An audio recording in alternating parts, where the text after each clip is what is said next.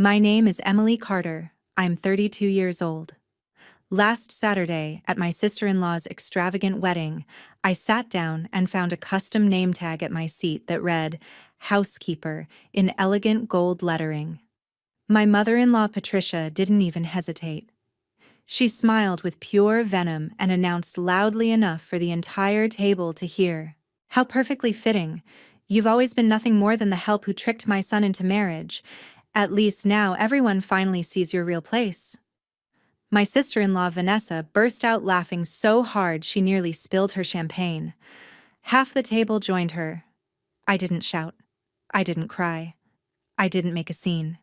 I simply reached into my purse, pulled out one single folded document, and slid it slowly across the white tablecloth toward Patricia. Her arrogant smile died in seconds. They had spent years humiliating me in public. They had no idea that single piece of paper was about to make my mother-in-law desperately beg me not to leave that wedding. But I'm getting ahead of myself. Before I take you back to the beginning, please take a moment to like and subscribe. Tell me in the comments where are you watching from right now, and what time is it? I love reading those. Now, let me take you back 18 months to the first time Patricia Whitmore Carter decided I was nothing more than the help. To understand why that moment mattered, you need to know how I ended up at that table in the first place. You need to know about the 4 years that came before it. The 4 years where Patricia Whitmore Carter systematically tried to erase me from her family. And you need to know about the one person who saw exactly what she was doing. The one person who gave me the power to stop her. My father-in-law Charles, who died 18 months ago, who trusted me with something Patricia thought was hers. Let me take you back to the beginning. I met Daniel Carter in October 2021 at a charity gala for Boston Children's Hospital. I was 27, he was 30. I'd been working at Pemberton and Associates, a boutique estate planning firm in downtown Boston, for 2 years.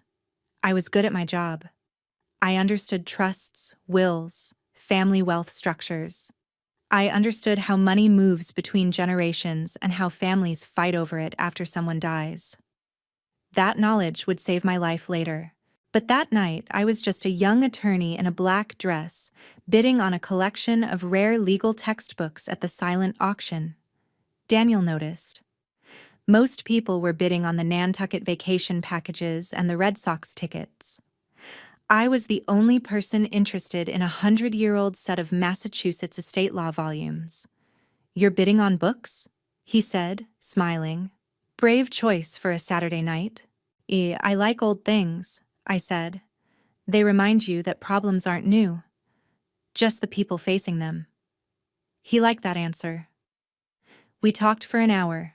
He was kind, thoughtful, a little hesitant, like someone used to walking carefully through conversations. He told me he worked in consulting.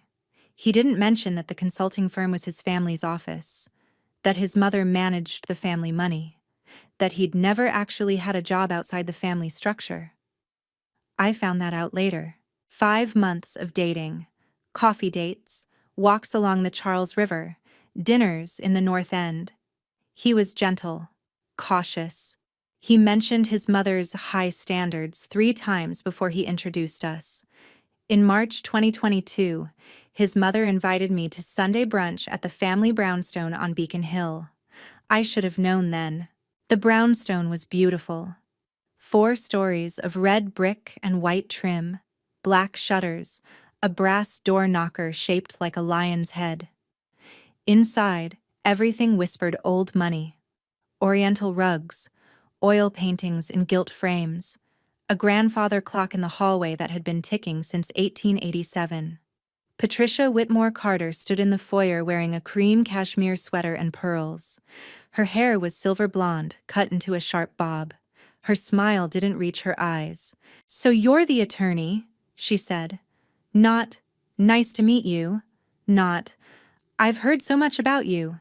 Just a statement. A classification." "Estate planning," I said, extending my hand. She shook it like she was touching something slightly unpleasant. "That's helping people write wills, isn't it?" Before I could answer, a man's voice came from the study. It's keeping families from destroying each other after someone dies. Noble work. Charles Carter appeared in the doorway. He was 62 then. Tall, with white hair and kind eyes behind wire-rimmed glasses. He crossed the room and shook my hand firmly. "Charles," he said. "Daniel's father. It's a pleasure to meet someone who actually earns their money." Patricia's jaw tightened. Charles showed me his study while Patricia set the table. Leather-bound books, a massive oak desk, family photos going back 5 generations. He pointed to a portrait of a woman in Victorian dress. "My grandmother," he said. "She was an outsider too. Married into the Whitmore family from Ireland. They treated her like she didn't belong for 40 years. She outlived all of them." He smiled.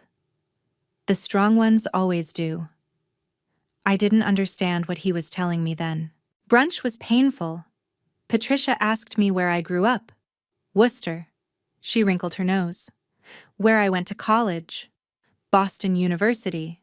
She said, "Oh," with a tone that meant not Harvard. "And what my father did for a living. High school teacher." She actually flinched. When we left, I heard her voice through the door. "She's not one of us, Daniel. She never will be." Daniel squeezed my hand in the car. "She'll come around," he said. She didn't. Daniel proposed in January 2022. We were at the public garden, standing by the frozen pond. It was private. Sweet. He gave me his grandmother's ring, an emerald surrounded by small diamonds. It was beautiful. When he told his mother, her face went blank. "How sudden," she said. "I suppose when you know, you know." Translation: I disapprove. His sister Vanessa, who was 24 and worked as a lifestyle blogger, looked at the ring and said, "That was supposed to be mine. Dad promised." Charles intervened. "I promised Daniel's wife would wear it," he said quietly. "Emily is Daniel's wife. The ring is hers." Vanessa didn't speak to me for 3 months. We married in March 2022. Small ceremony, 40 people. Daniel's college friends. My family. Charles came. Patricia sent a text the morning of the wedding. "Terrible migraine. Can't make it. I'm sure it will be lovely." The photographer asked if we wanted family photos. I looked at the empty chair where Daniel's mother should have been sitting. Daniel looked at his shoes. Charles stood and raised his champagne glass. "To Emily," he said, his voice carrying across the small reception hall. "Who reminds me why family is about who shows up, not who you're born to." Everyone clapped. But I saw Daniel's face. The shame, the helplessness, the understanding that his mother had just made a statement and he'd done nothing to stop it. That was the pattern that would define our marriage. Patricia controlling from a distance. Daniel caught in the middle. Me learning to survive alone. Our honeymoon was a long weekend in Maine. We couldn't afford Europe. That confused me until Daniel explained the family money situation over lobster rolls in Portland. "My mother controls the trust," he said. "The family trust. My grandfather set it up in 1995. She and my dad are the trustees. They give me an allowance." "An allowance?" I said. "You're 30 years old." "It's how it's always been," he said. He looked embarrassed. "I get $6,800 a month for consulting work. It's enough." I looked at our joint bank account later that night while Daniel slept. His salary appeared every month like clockwork, from something called Whitmore Carter Family Office. I'd married into a gilded cage, and I hadn't even known there were bars. For the first year, Patricia kept her distance, polite but cold. We were invited to Christmas, Thanksgiving, Easter. But I was always seated at the far end of the table, included in group photos only when absolutely necessary, addressed by Patricia as Daniel's wife rather than by name. Small things, deniable things, but constant. Then, in June 2023, everything changed. Charles was diagnosed with stage 3 pancreatic cancer. The family meeting happened in the Brownstones' dining room. Patricia, Daniel, Vanessa, and me. Charles sat at the head of the table looking smaller than I remembered. "The doctors say I have 8 to 12 months, Charles said. His voice was steady. "I wanted you all to know together." Vanessa started crying immediately. Daniel reached for his father's hand. Patricia's face remained perfectly composed. Too composed. "We need to review the trust documents," Patricia said. "Make sure everything is in order. For the children." "The children are fine," Charles said. "The trust is fine." "But if you're—" Patricia started. "The trust is fine," Charles repeated. He looked at her for a long moment. "Everything is exactly where it needs to be." After the meeting, as everyone else left the dining room, Charles asked me to stay. "Can we talk?" he said. "Privately?" His study smelled like leather and old paper. Charles poured himself a scotch with shaking hands. I noticed his hands hadn't shaken during the meeting. "How much do you know about family trusts?" he asked. "A lot," I said. "It's what I do." "Then you know they can protect families. Or destroy them." He opened a leather ledger on his desk. Pages and pages of financial records, handwritten in fountain pen. The Whitmore family fortune, tracked across decades. In 1985, when my father died, the trust held $45 million, Charles said. "Shipping fortune, old Boston money. We thought it would last forever." He flipped forward through the pages. By 2008, it was down to $22 million. By 2019, $12.3 million. We've been bleeding money for decades. My father's generation spent it. My generation tried to preserve it. Patricia. He paused. "Patricia is terrified of losing it." "That's understandable," I said. "Terrified people do terrible things," Charles said. He closed the ledger.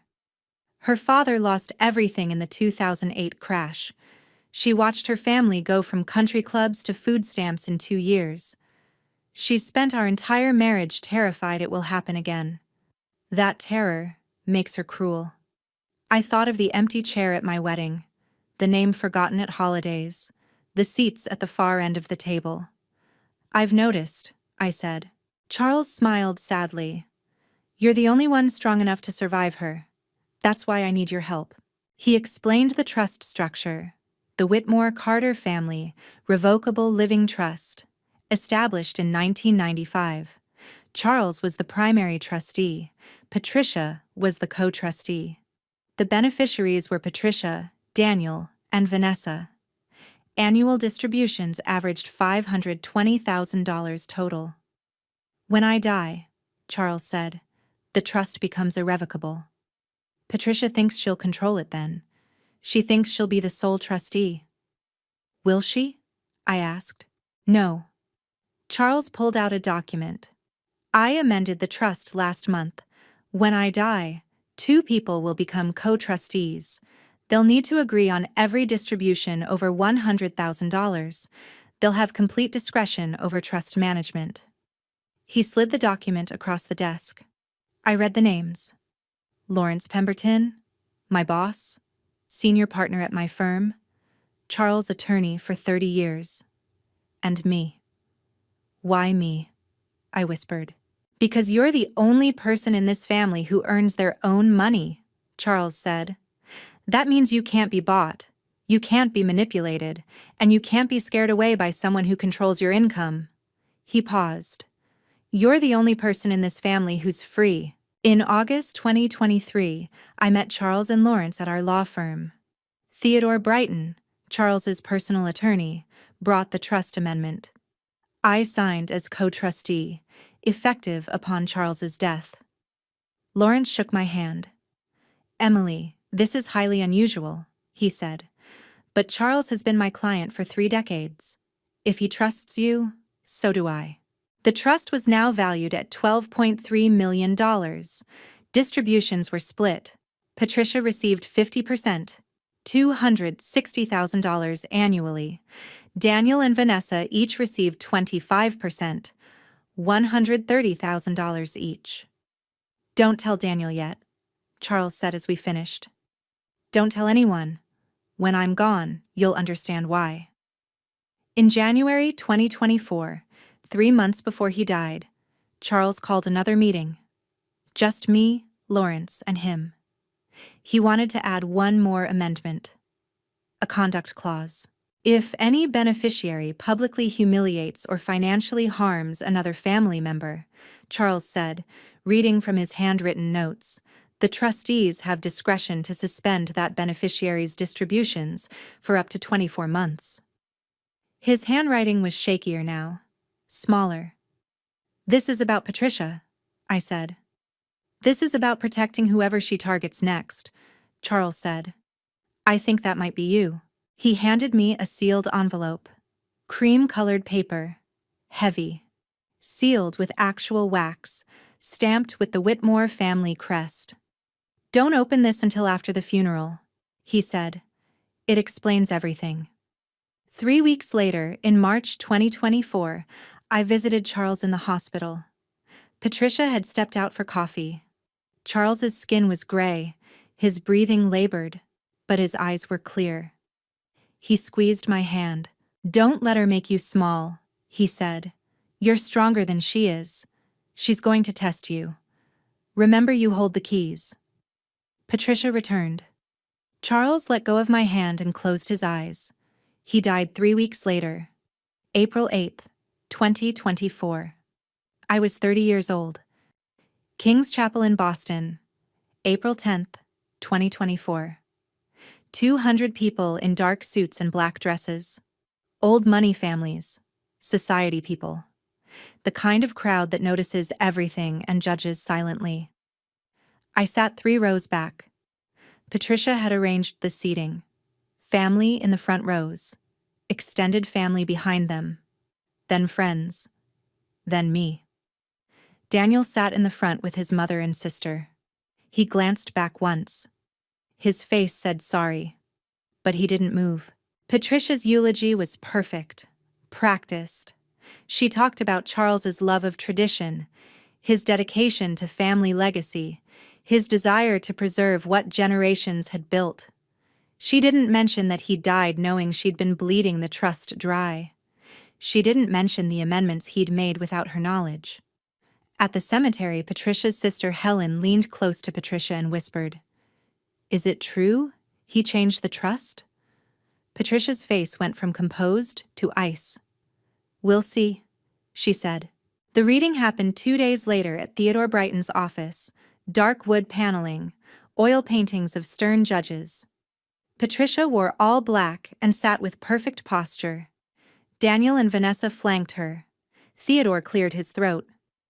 Charles executed several amendments to the family trust in the final year of his life, he said. Most notably, trustee appointments. Patricia leaned forward. Theodore read from the document. I hereby appoint Lawrence Pemberton of Pemberton and Associates and Emily Morrison Carter as successor co-trustees, effective upon my death. The room went silent. Patricia's face cycled through emotions too fast to name. Shock, rage, calculation, then finally a mask of cold control. This is a mistake, she said. Her voice was silk over steel. Emily isn't family, she's nobody. Lawrence spoke before I could. She's a licensed attorney specializing in estate planning, he said. Charles chose wisely. Patricia turned to me. You manipulated a dying man. I didn't ask for this, I said quietly. Charles chose me. Maybe you should ask yourself why. Patricia's hands were shaking. She gripped her Hermes bag so tightly her knuckles went white. You have no idea what you've done, she said. This family will chew you up, starting now. That night, I told Daniel. He'd skipped the reading, too upset. Why didn't you tell me? He said. Your father asked me not to. This is going to make everything worse.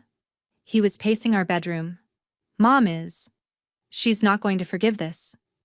I didn't do anything wrong, I said. It doesn't matter. Daniel stopped pacing.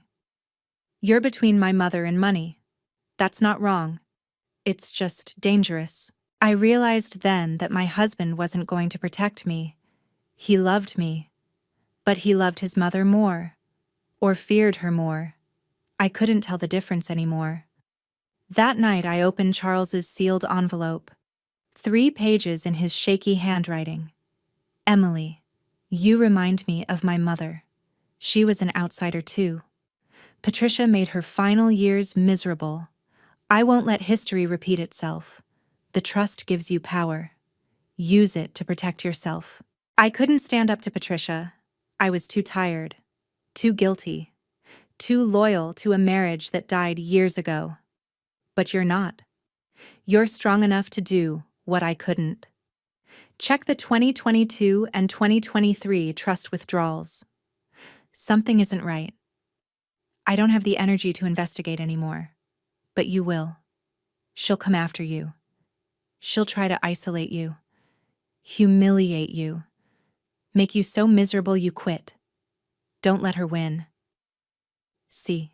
P.S. Remember, in Massachusetts, co-trustees share equal power. She can't do anything without Lawrence's approval, and Lawrence will follow your lead if you're right. Be right. There was a water stain on the corner of the last page. I realized it was a tear. Charles had cried while writing this. I dried my own eyes and got to work. The next day, I requested a full trust accounting from Theodore's office. Standard procedure for a new trustee. I needed to see every deposit, every withdrawal, every expense for the past 5 years. Patricia sent me an email at 11:43 p.m. This is unnecessary micromanaging. The trust has been handled by professionals for decades. Your review is insulting. p.whitmore@whitmorefamily.com. She was still using her maiden name for official business, still holding on to the Whitmore legacy like a life raft. I replied, as co-trustee, I'm required by Massachusetts law to conduct due diligence. This is standard practice. Emily Carter. She didn't respond, but the war had started. Thanksgiving 2024. Daniel and I arrived at the brownstone at 2 p.m. The table was set for 12 people. Crystal glasses, china plates, silver cutlery that had been in the Whitmore family since 1890. There was no place setting for me. Oh dear, Patricia said when we entered the dining room. I must have miscounted. She didn't look sorry. She looked satisfied. Daniel, darling, there's room at the table. Emily, the kitchen has a lovely breakfast nook. Daniel looked at me. His face said, please don't make a scene. I saw the extra folded chair in the corner. Patricia had deliberately undercounted. Of course, I said. I spent Thanksgiving dinner alone in the kitchen, eating turkey on a breakfast bar while laughter echoed from the dining room. Daniel didn't come to check on me once. I wrote down everything that night. Date, time, witnesses, exact words. I'd started keeping a legal memo journal. Every interaction with Patricia. Time-stamped. Detailed. The way I'd been trained to document evidence. I had a feeling I was going to need it. December 2024. Family Christmas photo. Patricia texted Daniel. Professional photographer. Saturday at 2 p.m. Wear the navy suit. No mention of me. I had a court deposition that Saturday. Patricia knew. Daniel had told her. The Christmas card arrived a week later. Formal portrait. Patricia in red. Daniel in navy. Vanessa in green. All 3 of them arranged on the brownstone's main staircase. I wasn't in it. I thought you couldn't make it, Daniel said when I held up the card. I couldn't, because she scheduled it when I had court. She probably forgot. She didn't forget. That card went out to 200 people. 200 families in Boston's social circles received a message. Emily Carter doesn't belong. January 2025. My birthday. Patricia hosted a family dinner on January 12th. My birthday is January 12th. She claimed she forgot. No cake, no gift, just 6 people around the table. Patricia, Daniel, Vanessa, Vanessa's fiancé Brett, Patricia's sister Helen, and me. One empty chair. When dessert came, Patricia turned to me. "Oh, it's your birthday? How lovely. Well, you're already here. We can sing if you'd like." Her tone made it clear how pathetic that would be. Vanessa laughed. "Honestly, who celebrates birthdays after 30? Brett looked uncomfortable. "Vanessa, that's not—" "What?" Vanessa said. "I'm just saying." I smiled and ate my dessert, but I wrote it all down later. Every word, every witness. The pattern was clear. Patricia was erasing me. One holiday at a time, one photo at a time, one deliberate oversight at a time. And nobody stopped her. February 2025. Patricia submitted a request for an $85,000 trust distribution for urgent brownstone foundation repairs. I reviewed the attached documentation. The estimate was from a party planner, poorly disguised as a contractor's quote. She was using trust money to fund Vanessa's engagement party. I emailed Lawrence. "This isn't foundation repair. This is event planning. Recommend approval of $25,000 for actual documented repairs only." Lawrence agreed. We sent Patricia a formal notice. $25,000 approved, $60,000 denied. Patricia called Daniel 6 times that night. I heard his voice through the bathroom door. "I can't control what Emily does with the trust, Mom. She's a co-trustee. She has legal authority." The next day, a Cartier box appeared on our kitchen counter. Daniel's new watch. $5,000. Gift wrapped with a note. "For my son who deserves the best. Mother." Daniel wore it every day. He wouldn't meet my eyes when I mentioned it. Patricia was buying his loyalty. Slowly, systematically, and it was working. During my routine audit, I found something wrong. October 15th, 2023. Withdrawal, $185,000. Notation, medical expenses, Charles Carter. Signature, Charles Carter. I pulled up 10 other documents from that same period, compared the signatures. Charles's real signature had a tremor in late 2023. The cancer medication affected his hands. His letters slanted right. The capital C had a distinctive loop. The October signature had none of those characteristics. It was too smooth, too perfect. The slant was wrong. Someone had traced an old signature. I pulled Charles's medical records. Theodore's notes indicated that in October 2023, Charles was on high-dose morphine. He couldn't hold a pen. The hospice nurse documented, "Patient unable to sign own name. Requires assistance with all fine motor tasks." I cross-referenced the trust account. That $185,000 went directly to Patricia's personal checking account. Patricia had forged her dying husband's signature to steal trust money. I called Lawrence. "We have a problem," I said. "How big?" "Felony fraud, big." Lawrence was quiet for a long moment. "What do you want to do?" "Nothing," I said. "Yet. But I'm documenting everything." April 2025.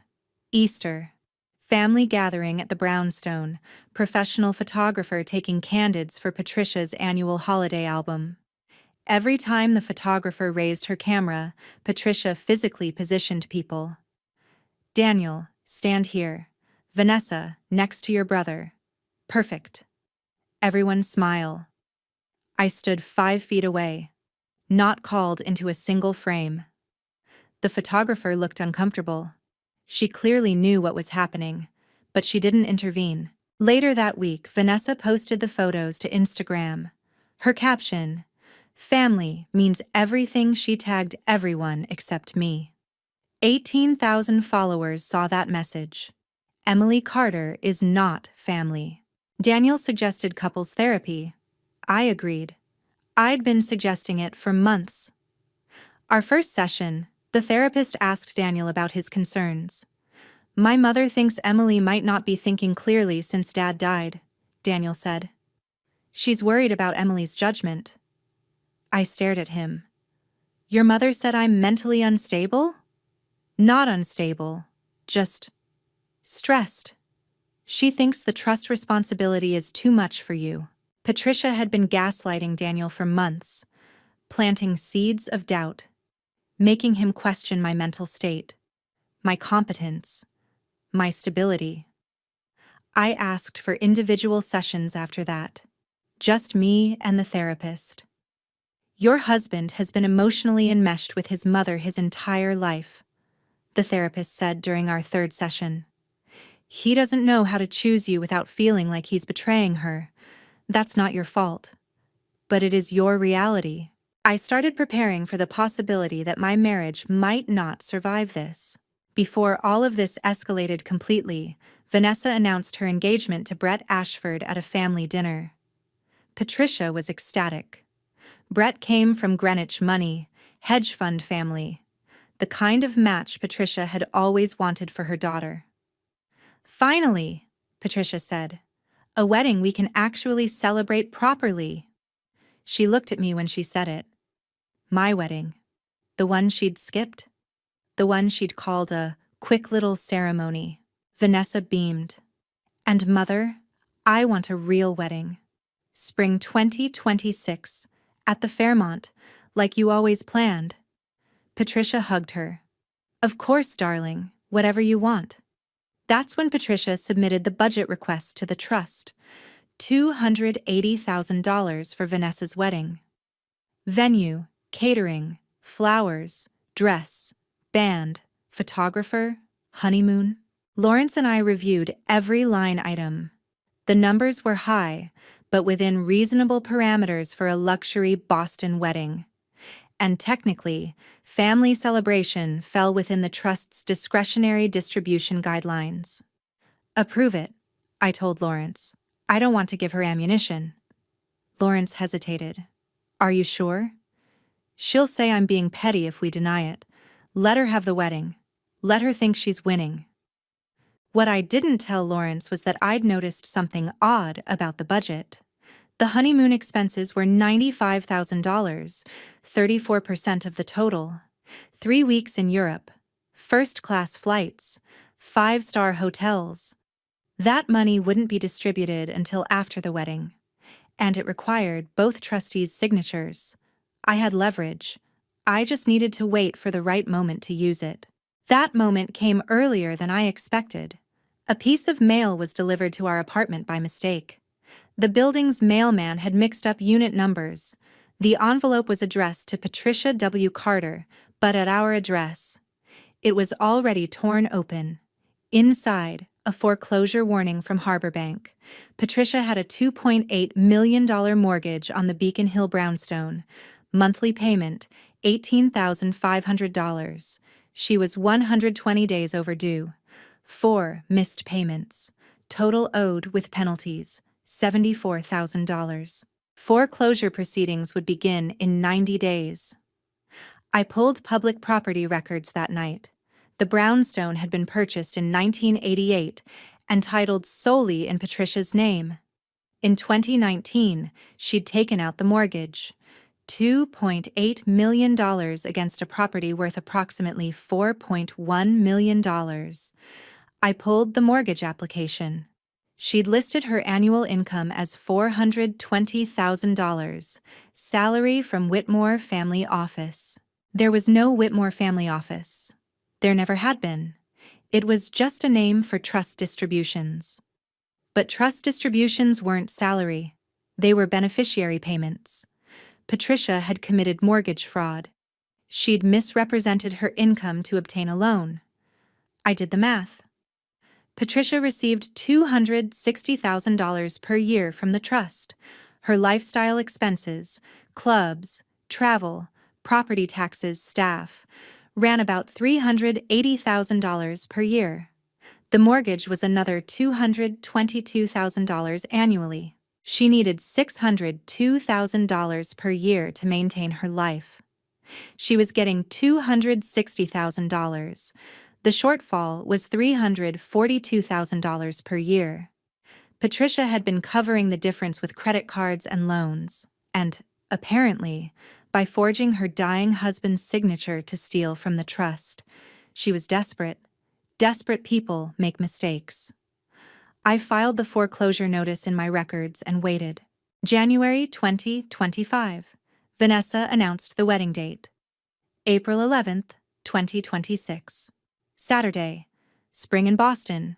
She hosted a planning brunch at the Brownstone. Champagne, pastries, wedding binders. Her future mother-in-law? Patricia. The bridesmaids. I wasn't invited. It's just a girls' thing, Daniel said. Mom, Vanessa, the bridesmaids. You know how it is. I'm family, I said. Please don't make this harder. I saw the Instagram stories later. Vanessa had tagged everyone. Caption: planning the wedding of my dreams with my real family. Dress shopping at Kleinfeld, Boston. Private suite. Champagne. Patricia helping Vanessa into gowns. I found out from social media. Vanessa's post. My mom found the dress. Dreams do come true when you're surrounded by people who love you. The wedding invitation arrived at Daniel's office. He brought it home sheepishly. Mr. Daniel Carter and guest every other married couple was listed with both names. Mr. and Mrs. Jonathan Hayes. Dr. Susan Winters and Mr. James Winters. Just me. And guest. I called a wedding etiquette expert, pretending to plan my own event. I asked about invitation wording. And guest is used for casual dates or plus ones, she said. For married couples, you always use both names. Anything else is a deliberate slight. I documented it. Date, time, source, evidence. Late March 2025. I overheard Daniel on the phone with Vanessa. He'd left his laptop open in our bedroom. The seating chart was on screen. I zoomed in. Table 12. Emily Carter. Seated with Daniel's college acquaintances he hadn't seen in 8 years. Tables 1 to 3. Patricia. Vanessa. Brett's family.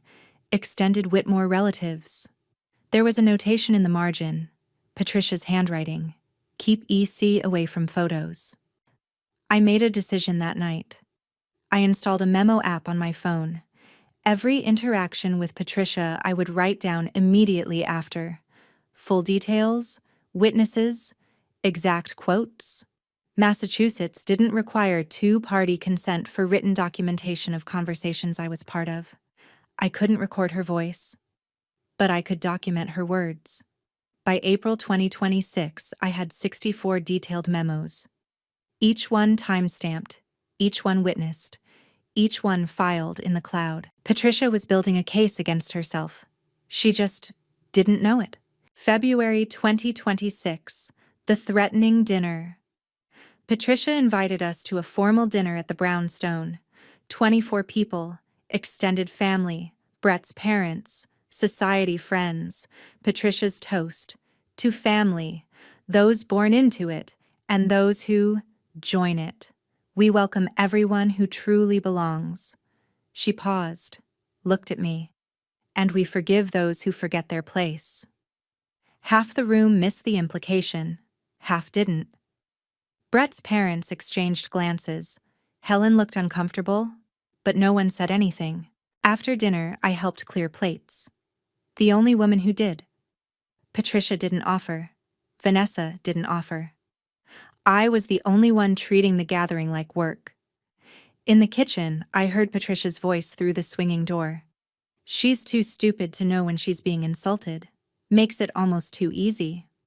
I opened my phone, wrote down every word, added witnesses, Vanessa, Helen, the catering staff. April 2026, 1 week before the wedding. Daniel mentioned the place cards were finished. He let something slip. Mom was particular about yours. Particular how? Just, she wanted to make sure it was accurate. My stomach dropped. Accurate to what? He wouldn't answer. I called the wedding planner, Courtney Sheffield. Hi, Courtney. Quick question about the place card style. What font did Patricia choose? Courtney's voice went carefully neutral. Mrs. Whitmore Carter gave very specific instructions. I probably shouldn't say more. Thank you, I said. That's all I needed to know. I knew something was coming. Something public. Something designed to humiliate me in front of everyone who mattered to Patricia. But I'd been preparing for 18 months. Let her make her move. I'd be ready. April 10th, 2026. Friday night. The night before everything changed. Menton Restaurant. Fort Point Channel. 60 guests. Upscale Italian. Rehearsal dinner technically, but really another chance for Patricia to perform her version of family for Boston society. I wore a simple black dress. No jewelry except my wedding ring and Charles's grandmother's emerald. I'd chosen not to compete. I'd chosen to be invisible. Because invisible people see everything. My place card was waiting at the table. Emily Carter. Spelled correctly this time, but the font was different from everyone else's. Slightly smaller. Less expensive cardstock. Small enough that most people wouldn't notice. Big enough that I knew it was deliberate. Daniel saw me looking at it. It's just a typo. It's not a typo. It's a message. Please don't do this tonight. I smiled. Pocketed the card. Said nothing. Patricia's toast came with dessert. Tomorrow, she began, we celebrate Vanessa's marriage to Brett. A union of equals. Of families who understand each other. Who share values. She paused. Vanessa has always known what she wanted. A real partnership. Her eyes found mine across the room. Some people marry for love, she continued. Some for stability. Some, another pause. For opportunity. And that's fine too. We make room for everyone. Nervous laughter from a few tables. Most people looked uncomfortable. Brett's mother leaned toward Brett's father and whispered something, but no one stopped her. After the toast, Patricia approached our table. She leaned close to me, her perfume expensive and overwhelming. I hope that wasn't too subtle, she said quietly. I wanted to make sure everyone understood exactly who matters tomorrow. Daniel grabbed my hand under the table. Mom, please. Relax, Daniel. Emily and I understand each other, don't we? Perfectly, I said. She smiled. Good. See you tomorrow. Try not to embarrass the family. In the car, Daniel begged me to let it go. She's stressed about the wedding. She'll be better after this is over. No, I said. She won't. What does that mean? It means tomorrow is going to be interesting. Emily, please. Please don't do anything to embarrass the family. I looked at my husband. This man I'd loved. This man who'd chosen his mother's comfort over my dignity for 4 years. I won't embarrass anyone, I said. I promise I'll behave exactly as I should. He thought behave meant disappear. He didn't understand that behave can also mean enforce consequences. Before bed, I checked my briefcase. 3 documents, printed and notarized. The trust amendment naming me co-trustee. The conduct clause. The distribution request for Vanessa's honeymoon, requiring my signature. Everything I needed was there. Tomorrow, Patricia would make her final move. The thing she'd been building toward for 4 years. And I would end her. April 11th, 2026. Saturday. I woke at 6. Made coffee. Watched the sunrise over Boston. Charles's letter was on my desk. I read it one more time. Don't let her make you small. You're stronger than she is. I showered. Did my makeup carefully. Chose a navy blue dress. Elegant, appropriate, not attention-seeking. I wanted Patricia to underestimate me one last time. Daniel was nervous. He dressed in silence, checking his phone every 30 seconds. Mom texted 3 times this morning, he said. She's worried you're going to say something. I'm not going to say anything inappropriate, I said. Promise me you won't make this weird. Daniel. I turned to face him. I promise today will be exactly what it needs to be. He didn't understand what that meant. He would. We arrived at the Fairmont Copley Plaza at 1:30 p.m. Valet parking. Guests in designer clothes streaming through the massive doors. Vanessa's wedding party was upstairs doing final photos. The lobby was magnificent. Gold accents, spring flowers everywhere. Patricia had spent $28,000 on flowers alone. I'd approved every penny. Daniel and I walked toward the reception foyer where the seating cards waited. I saw Patricia across the lobby. She wore a champagne-colored dress. Mother of the bride perfection. Her eyes found me. She smiled. Not a warm smile, a predatory smile. She knew what was coming. She'd arranged it. She was waiting to see my face. The seating cards were arranged alphabetically on a long table covered in white silk. Elegant calligraphy. Heavy cream cardstock. Gold edges. Daniel found his first. Table 3. That's near the front. Relief in his voice. He'd been worried we'd be relegated to the back. I stepped forward. Found the card with my name. Picked it up. Read it. The room tilted slightly, not because I was shocked. I'd expected something.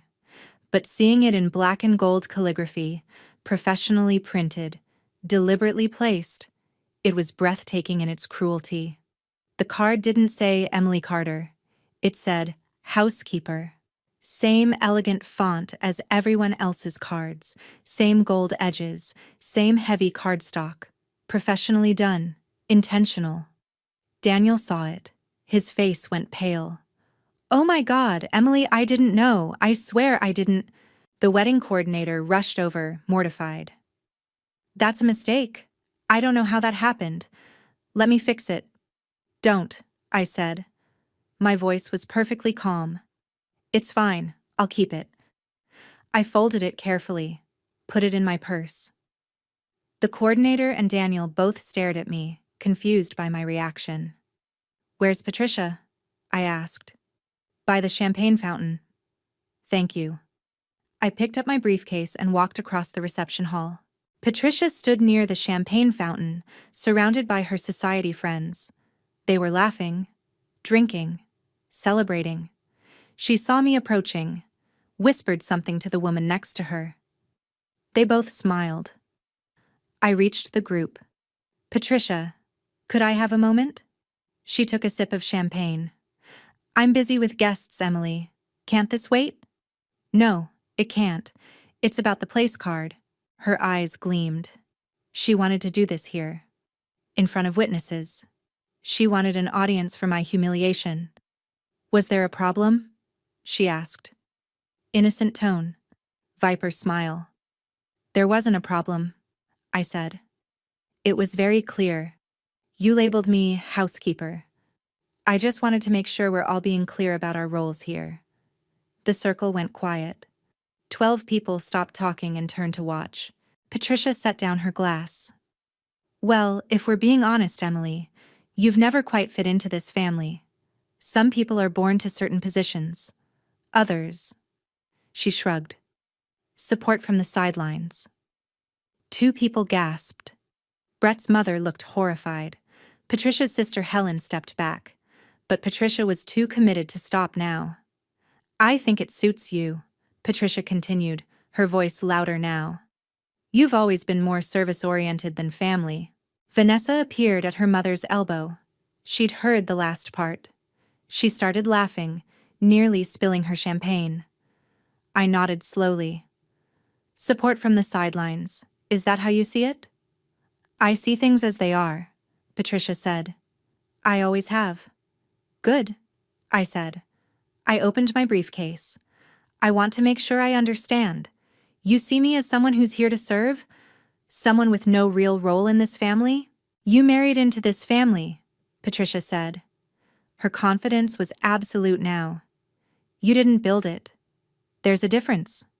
I removed the manila folder, held it without opening it. Yet, You're right, I said. I didn't build this family, but your late husband trusted me with something important. Something you've forgotten about. Patricia's eyes flickered to the folder. First hint of uncertainty. Charles trusted many people, she said. That's hardly... I opened the folder, removed the first document, handed it to her. This is the family trust, I said, my voice carrying across the circle. I'm sure you remember it. $12.3 million. It funds everything. The brownstone you pretend to own. Vanessa's lifestyle. Your lifestyle. This wedding. Patricia took the document. Her hands weren't quite steady. If you look at page 3, I continued, you'll see the trustee appointments. Charles amended the trust in August 2023, 2 years ago. Patricia scanned the page. Her face began to change. It says, I hereby appoint Lawrence Pemberton and Emily Morrison Carter as successor co-trustees, effective upon my death. The champagne glass in her other hand trembled. I've been co-trustee for over 2 years, I said. Since before Charles died. Everything that trust pays for. Your property taxes, your club memberships, your cars, Vanessa's lifestyle, requires my approval. Or rather, requires both trustees' approval. Me and Lawrence. Patricia's voice came out as a whisper. This is a copy. This doesn't mean... It's certified. Theodore Brighton's office can confirm. So can Lawrence Pemberton, who's standing by the bar right now. I gestured across the room. Lawrence raised his glass slightly. He'd arrived 20 minutes ago at my request. Patricia's mask was cracking. You're lying. You're trying to... I approve the $280,000 for today, I said calmly. You're welcome. The circle was silent. 20 people now. Word was spreading. Heads turning. I reached back into the folder.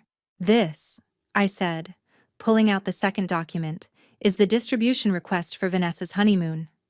$95,000 for 3 weeks in Europe, Rome, Florence, Amalfi Coast, Paris, first-class flights, 5-star hotels.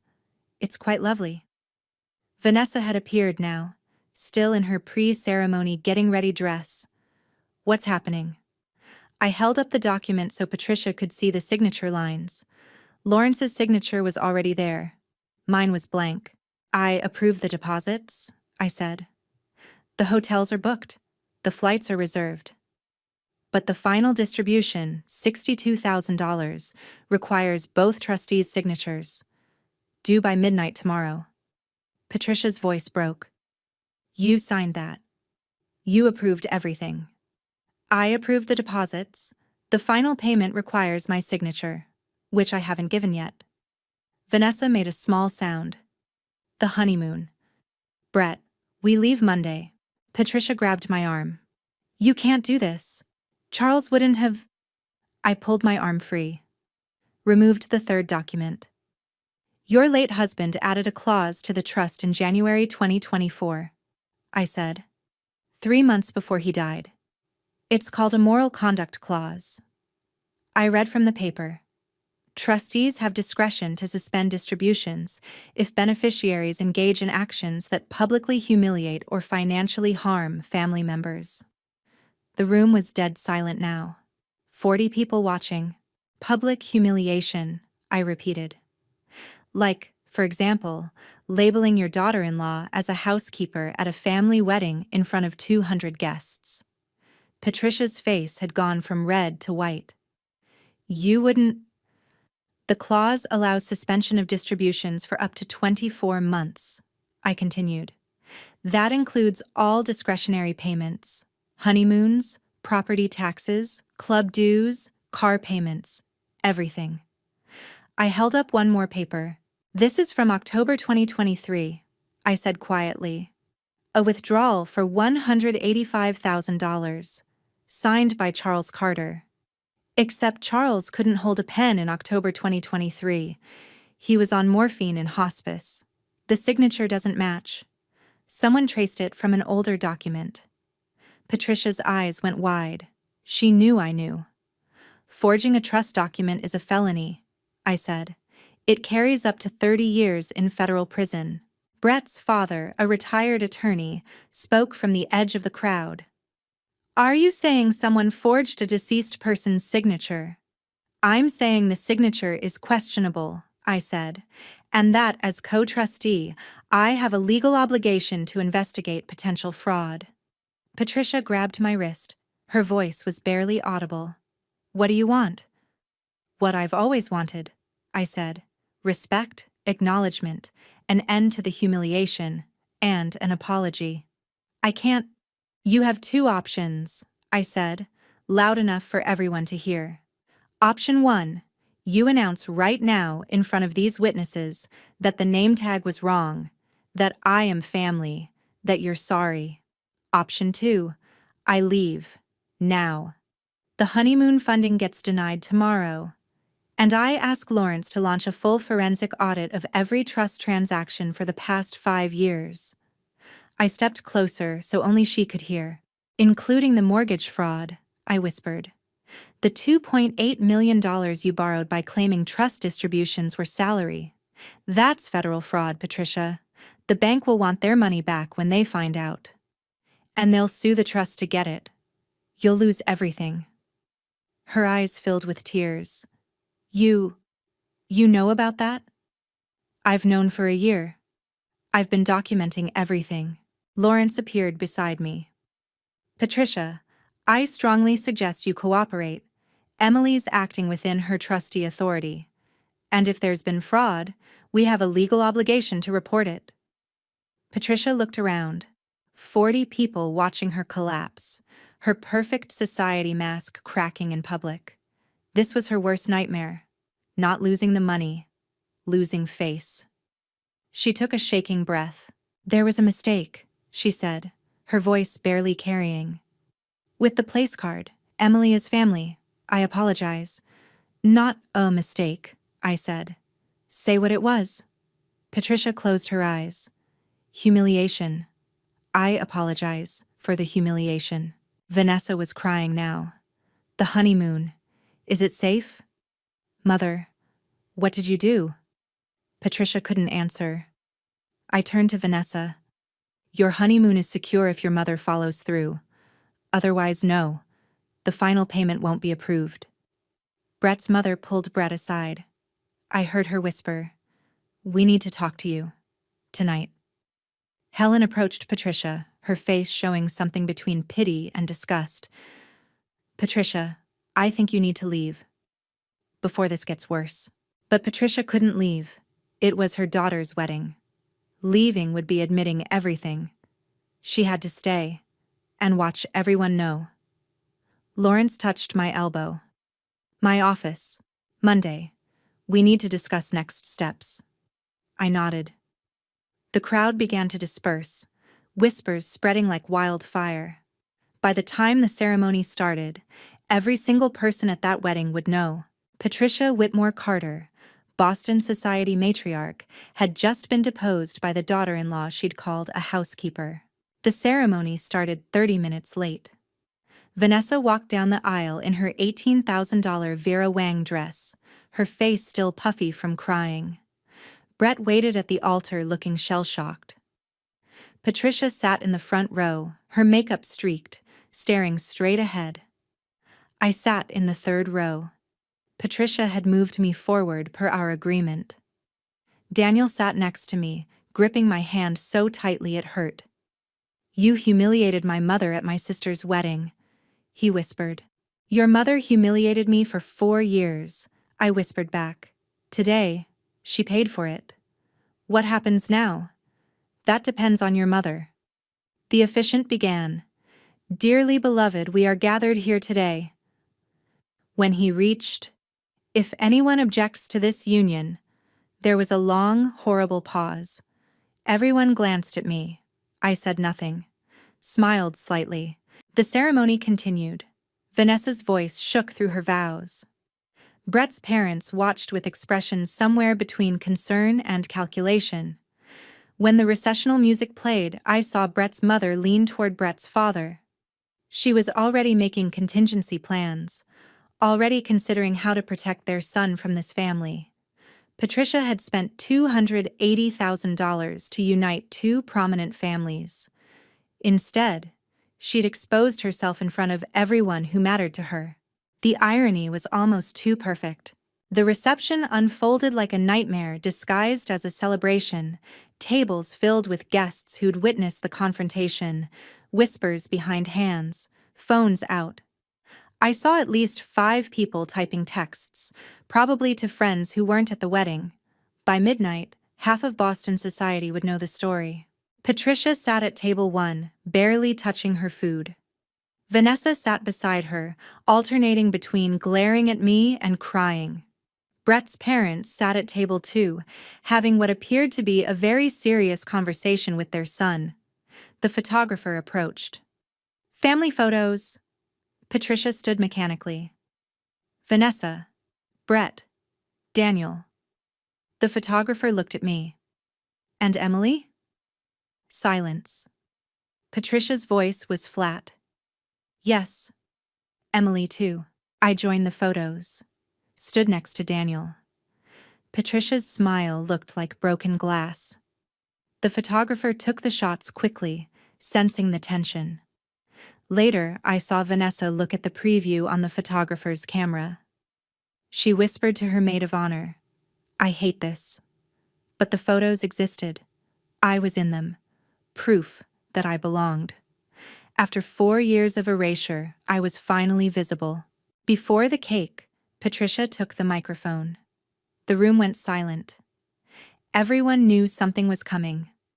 "Before we cut the cake," Patricia began, her voice cracking slightly, "I need to say something. To Emily, my daughter-in-law." 200 people turned to look at me. Patricia took a breath. "I owe you an apology. For 4 years I've treated you as less than family. I've excluded you, diminished you. Today, I humiliated you with a place card that was cruel and deliberate." Her hands were shaking. "You are family. You are Daniel's wife.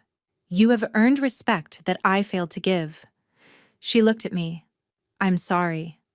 The room erupted in uncomfortable applause.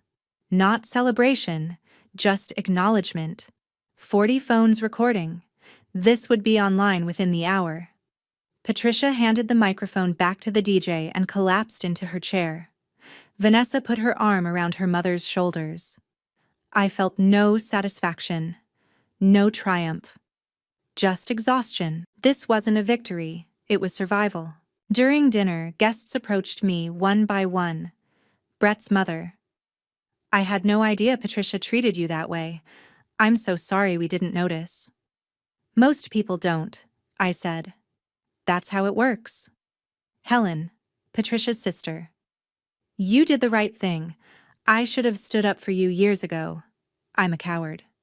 "You're here now," I said. One of Patricia's society friends, a woman named Margaret. "Patricia's been desperate for years.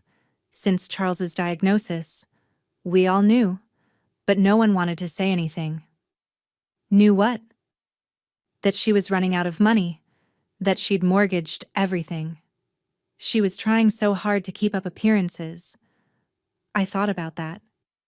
Patricia's cruelty hadn't come from strength. It had come from terror. Terror of losing status. Terror of being exposed. Terror of becoming what she'd called me. Nothing. She'd projected her greatest fear onto me, and when I refused to become it, she'd broken. Near the end of the night, Vanessa confronted me by the bar. She was drunk. Makeup smeared, wedding dress wrinkled. "This was my day," she said. "My one perfect day. And you destroyed it." "Your mother destroyed it," I said. "By trying to destroy me one last time." "The honeymoon. You're really going to make it depend on her behavior?" "Your honeymoon depends on your mother keeping her word," I said. "Follow through on the apology. Stop the humiliation. Sign the repayment agreement for the forged withdrawal. Then yes, you'll have your honeymoon." Brett appeared and pulled Vanessa away. He looked at me with something between apology and fear. "We'll make sure she follows through," he said. "I promise." I nodded. But I saw the doubt in his eyes. He was realizing what family he'd married into. Daniel and I left at 10 p.m. The reception would go until midnight, but I couldn't stay anymore. In the car, Daniel said, "We need to talk." "We do. I failed you. I've been failing you for 4 years." "Yes," I said. "You have.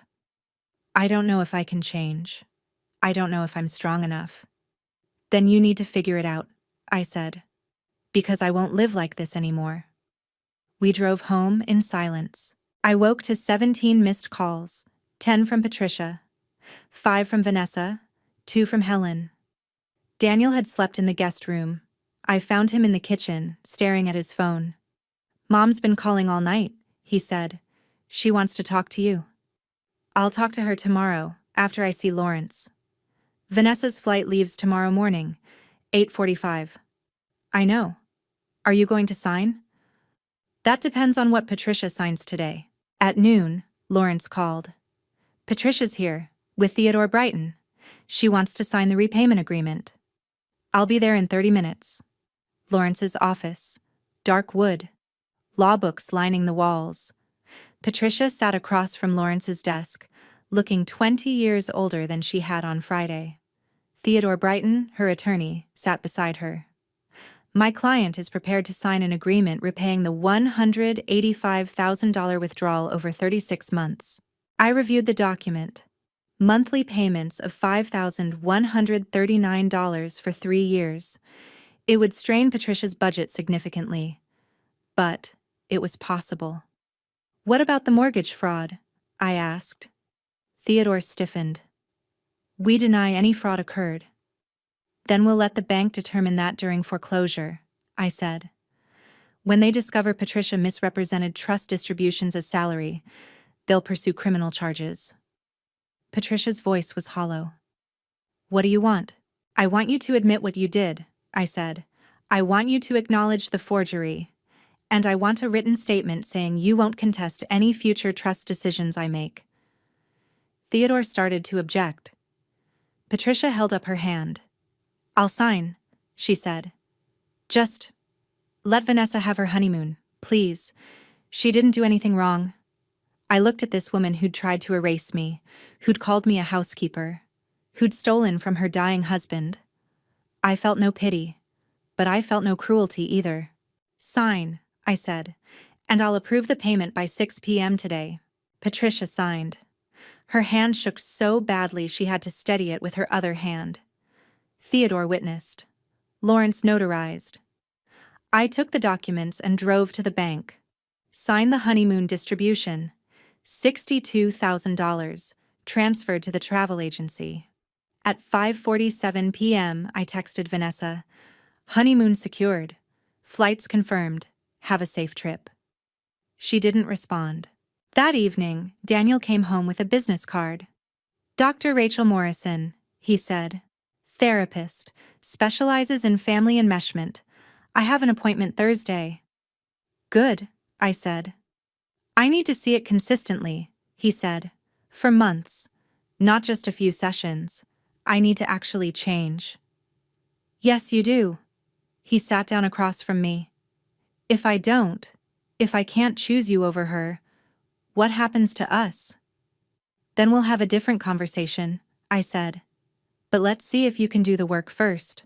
May 2026. Patricia's first payment arrived on time, $5,139. No note, just a bank transfer. Lawrence sent a confirmation. Payment 1 of 36 received, 35 more to go. I filed it in my records. Daniel went to therapy twice a month. I saw changes slowly. Small ones at first. He stopped taking Patricia's calls during dinner.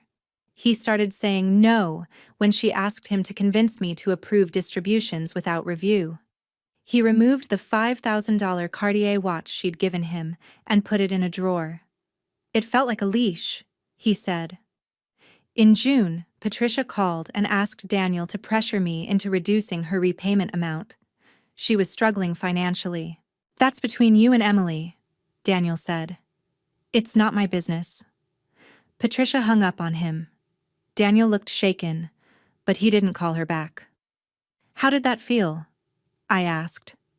"Terrifying," he said. And right. June 2026. First family dinner since the wedding. Neutral location. Atlantic Fish Company. Public place. Witnesses everywhere. I set ground rules before we arrived. I told Daniel, who relayed them to Patricia. No comments on Emily's career, appearance, or our relationship.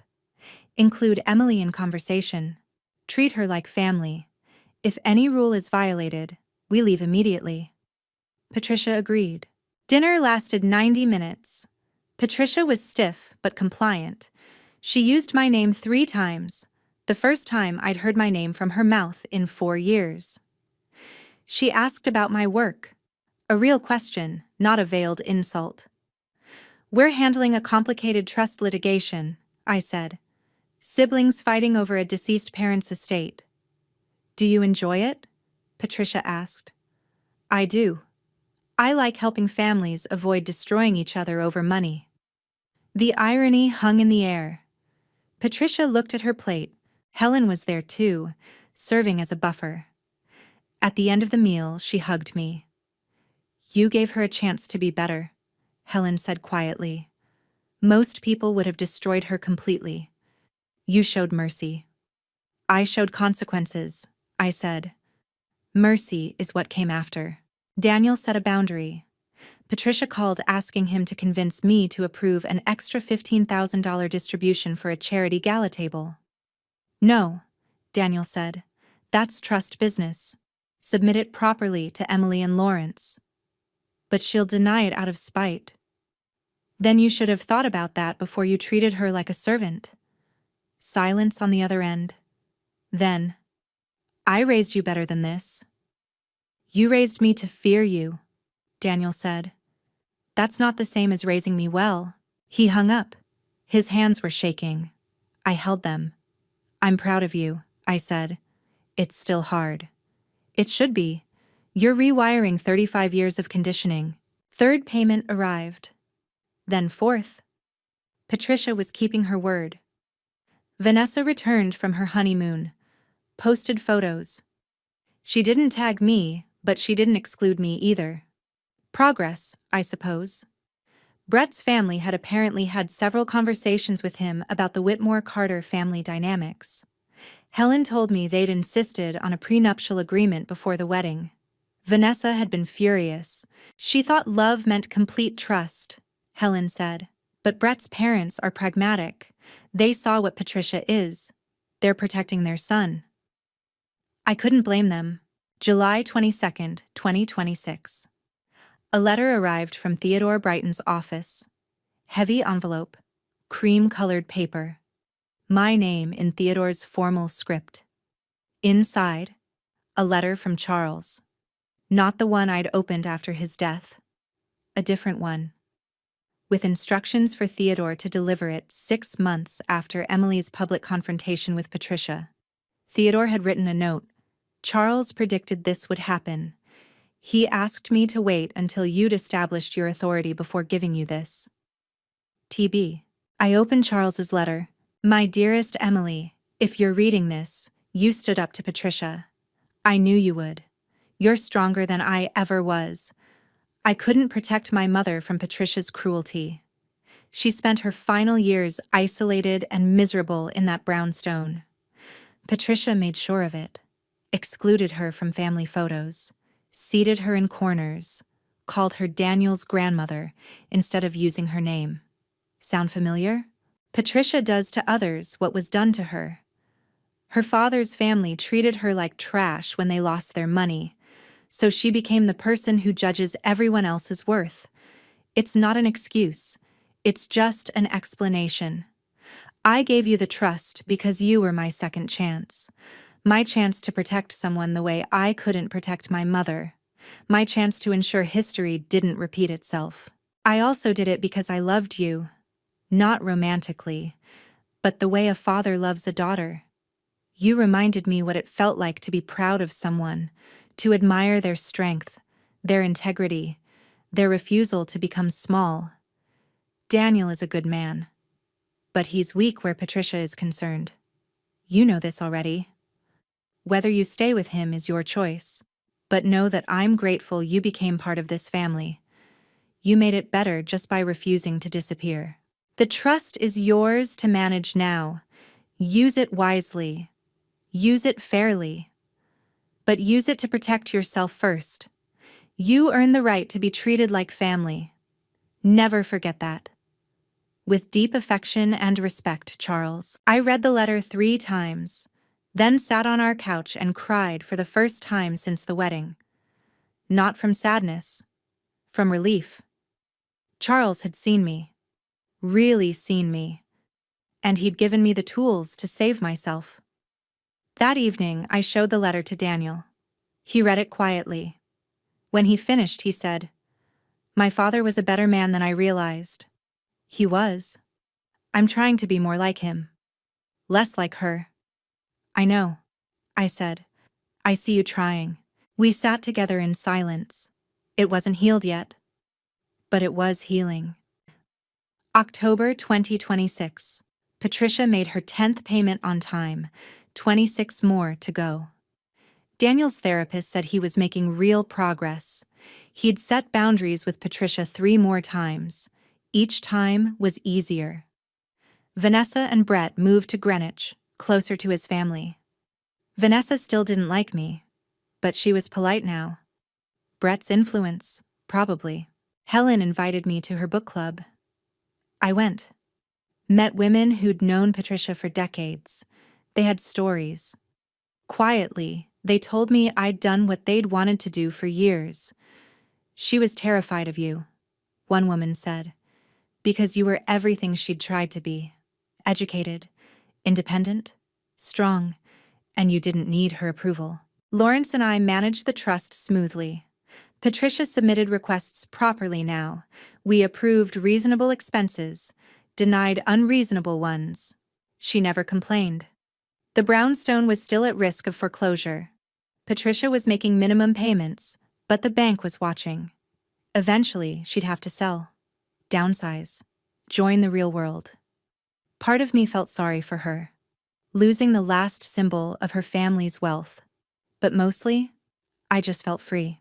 I keep the housekeeper name card on my desk at work now, framed, not as a reminder of humiliation, as a reminder of the moment I stopped accepting other people's definitions of who I was allowed to be, as a reminder that quiet power is still power, as a reminder that evidence and timing and truth can defeat cruelty, as a reminder that sometimes the strongest thing you can do is refuse to disappear. People ask if I regret the confrontation, if I wish I'd handled it differently. I don't. Patricia spent 4 years trying to erase me. She did it publicly, systematically, deliberately. I ended it publicly too, with evidence, with witnesses, with truth. She taught me that family isn't about blood, it's about respect. And respect must be earned, not demanded.